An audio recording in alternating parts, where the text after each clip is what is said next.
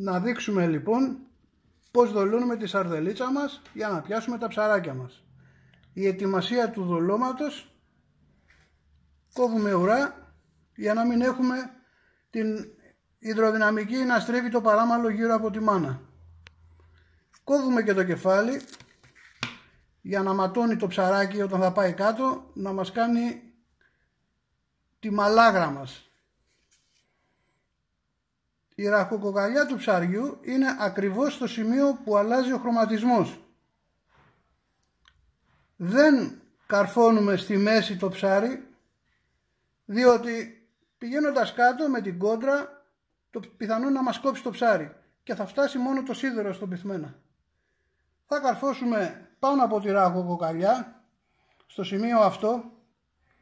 Μπορεί να φαίνεται λεπτό, αλλά έτσι πρέπει να γίνει, και στη συνέχεια καρφώνουμε κάτω από τη ραχοκοκαλιά σε αυτό το σημείο.